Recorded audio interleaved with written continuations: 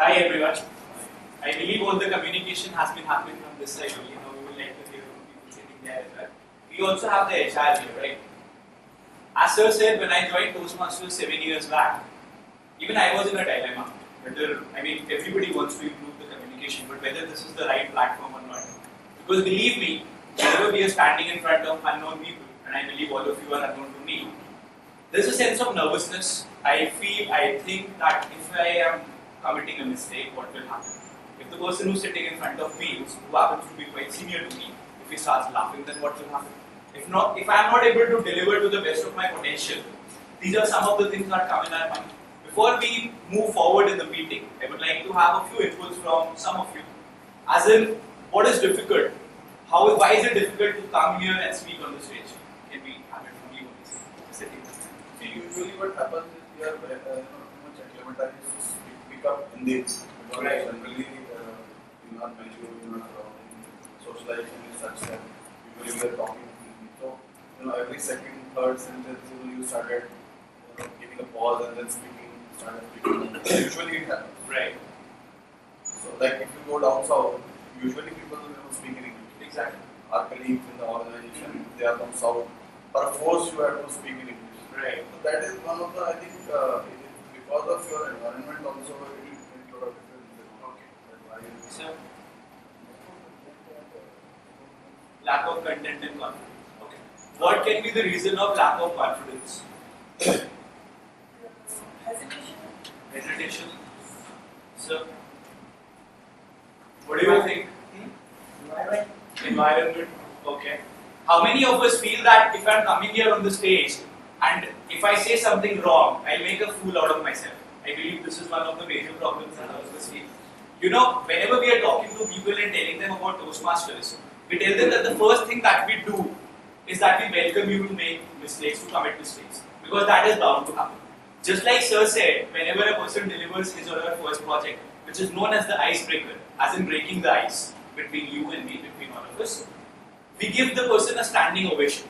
Believe me, once you receive that standing ovation, which is customary, the confidence tends to grow up. And from the next time onwards, it becomes comparatively easy. I have a story to narrate, not a very big story, a very short one. I have told the story to my mates as well. And when I was in class 12, just like you said, we are very friendly with the environment. I gave my speech in my school, and I gave a very, very good speech, and I was the best speaker there. Then I went to represent my school at the cluster level. And believe me, in a 5-minute speech, I stopped about 12 times. There was a beautiful lady who was judging me. Whenever I stopped, I looked at her, and she nodded. So I continued further. That was the source of motivation that I had, that at least one person is at least listening to me. But when I am going somewhere else, it does not happen. People are looking at opportunities to say something to you. But then, unless and until an environment is created, things are not going to work out. Right? In fact, 2 days back, I was talking to one of my friends who's working in Delhi, and he says that my communication is very, very important. My good communication is very, very important for me to clear my next interview for promotions. But I'm not even going for that interview because since the past 5 years, I've not been doing public speaking or not been talking to people. All of us know deep inside what our flaws are, where we lack. But the problem is that we are not ready to probably accept it, come here and speak. Right? This is the platform where all these barriers are broken and we provide you an opportunity to speak. And just like Sir said, that there is going to be no one who's going to deliver a lecture here, just like we never wanted to sit in the lecture. Probably this is the case even now. So nobody is going to deliver a lecture. One by one people come here, like today I am the Toastmaster of the day. I believe some of you have the agenda with you, right? So there are certain words which might be a little confusing to all of you. We'll invite all of them one by one so that they can tell you how the feedback and evaluation happens, how each and every parameter of yours is being taken care of. Like I happen to be the Toastmaster of the day, so I will be taking care of the complete proceedings.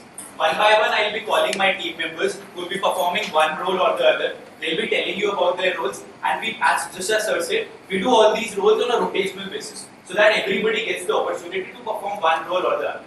Alright? So every meeting, okay, how many of you are attending a Toastmasters meeting for the first time? Except I believe everyone.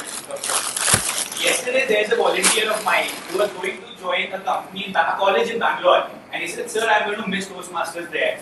right there I opened the website, and the surprising thing was we have 120 Toastmasters club in Bangalore. In Dehradun we just have one. So that is the kind of drastic difference that we have between these two cities.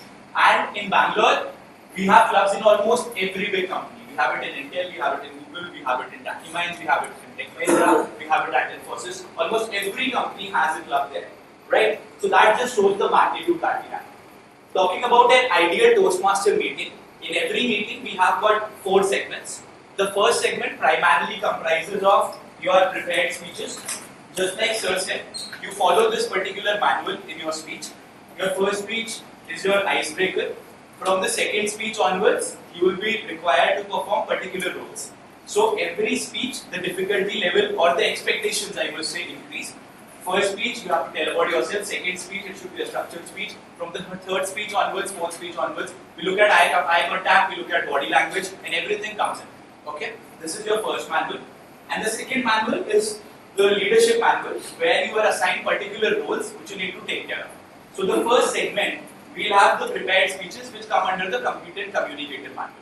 So we'll have people who will be coming here and delivering their speeches. We'll also have people who will be evaluating their speeches and giving you the feedback. The feedback, believe me, is always constructive. And if there are certain things which needs to be improved upon, all of you have to be constructive, right? In the second segment, we'll have a table topics master who will be providing you the topics on the spot. You'll have to speak on the topic. You'll be given the topic right here. That will probably be the time when all of you are looking at me. As of now, we'll start looking here and there so that we don't invite you to come in. But we have a very able table topics master who will take care that almost everyone comes here. So that is the table topic session.